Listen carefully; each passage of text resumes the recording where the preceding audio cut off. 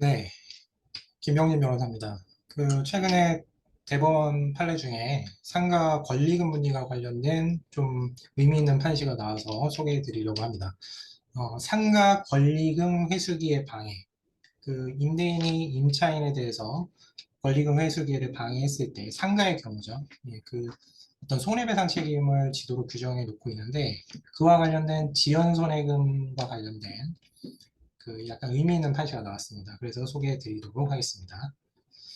먼저 좀 임대차 보호법, 상가 임대차 보호법을 좀 보면 이렇게 1항에서 임대차 기간이 끝나기 6개월 전부터 임대차 종료 시까지 어떤 임차인에게 권리금을 회수할 수 있는 기회를 어떤 방해하는 경우 임대인이 어떤 상가에 관해서 손해배상 책임을 져야 되는 규정을 두고 있습니다. 그래서 이런 조항이 어느 정도 있다는 거는 아마 감으로 아시고 계실 거예요. 근데 그 손해배상 책임 그 자체에 대한 규정이 있는데 지연 손해금이 언제 발생하느냐에 대한 명확한 규정은 없었거든요. 그래서 사실 기존에는 어, 변호사들도 그렇고 저도 이때 했던 소송에서도 사실은 청구일을 기준으로 보통 그냥 소장 접수일을 기준으로 그때가 이제 청구시로 보통 보거든요. 소송상으로는. 그래서 그렇게 보통 해석을 하고 있고 변호사들도 그렇게 소송을 대부분 아마 수행을 해왔을 겁니다. 그런데 그와 관련된 좀 다른 판시가 좀 나온 거죠. 그래서 좀 의미가 있기 때문에 소개해 드리려고 합니다. 음, 먼저, 그러니까 임대인이, 이 사안도 마찬가지입니다. 임대인이 임차인에 대해서 어떤 상가에 대한 권리금을 회수할 수 있는 기회를 방해한 것 자체는 인정이 됐습니다. 그랬는데, 그것에 대한 어떤 지연 손해금을 임차인이 구했는데, 원심에서는 어떻게 봤냐면은, 임차인과 자기가 주선한 신규 임차인 간의 어떤 권리금 계약이 있었던 사안이죠. 그래서 그 계약서에 계약금, 중도금, 잔금의 권리금에 대한 일시를 따로따로 정해놨던 겁니다. 그래서 그 시기별로 지연손해금을 산정해야 하는 것으로 그렇게 고등법원에서 봤는데 대법원이 이걸 깨버립니다. 그래서 대법원이 이 원심 고등법원 판시를 뒤집고 임대차 종료 당시를 기준으로 해야 된다. 이렇게 지금 판시를 합니다. 결론부터 제가 말씀드린 거죠. 그래서 사실 뭐 상가 임대차 보호법의 아까 규정들도 저희가 자세하게는 안 봤습니다만 어떤 상가 임대차 보호법의 규정들이 다 임대차 종료 당시를 기준으로 권리금에 대한 법률 관계를 정하고 있다는 거예요. 그래서 임대차 종료 당시에 임차인이 임대차 목적물인 상가 건물에 어떤 유무형의 재산적 가치를 회수할 수 있는 기회를 보호하려는 것이다.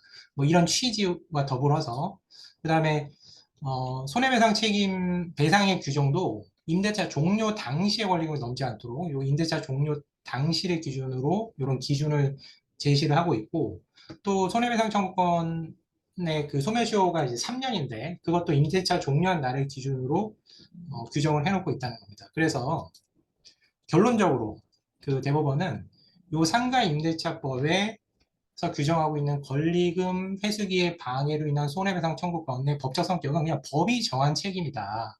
예, 그래서 이걸 법정 책임이라고 하거든요.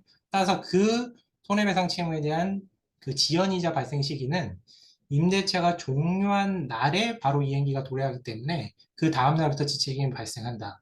라는 판시를 내렸습니다.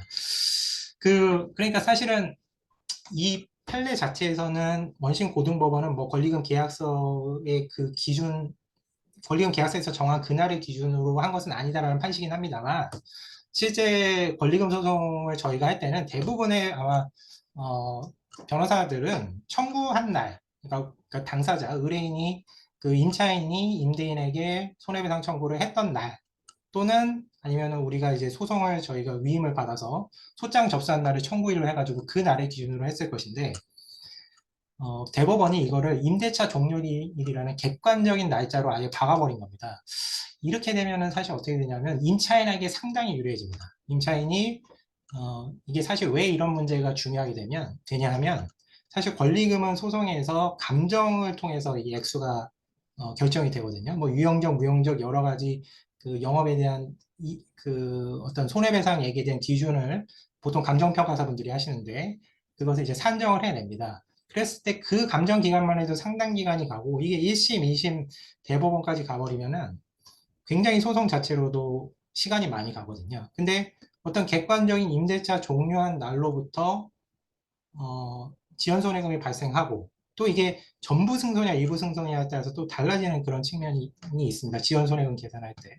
그런데 어쨌든 간에 임대차 종료한 날에 이렇게 굉장히 빠른 시기에 그 지연손해금을 인정함으로써 임차인에게 상당히 유리한 판시고 임대인은 좀 불리하죠. 그러니까 이런 점들을 고려하셔서 임대인들도 좀 대비를 하셔야 되겠습니다. 네.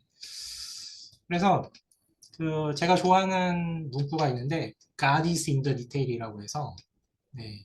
디테일이 중요하다는 겁니다. 세부적으로. 저희가 소송을 변호사들이 진행을 하는데 이 지연손해금이 사실은 굉장히 다루기가 까다로운 때가 있고 또 놓치기도 쉬운 부분입니다. 근데 그것에 따라서 소송 결과가 제법 차이가 나는 경우가 많이 발생합니다. 그래서 변호사가 지연손해금을 어떻게 다루고 있는지 원금뿐만 아니라 지연손해금을 어떻게 다루고 있는지도 좀 잘 보셔야 할 것 같고 또 변호사들도 이런 부분을 다 챙길 수 있는 변호사를 만나시는 게 중요하겠습니다. 네. 음, 네, 오늘 여기서 마치겠습니다. 감사합니다.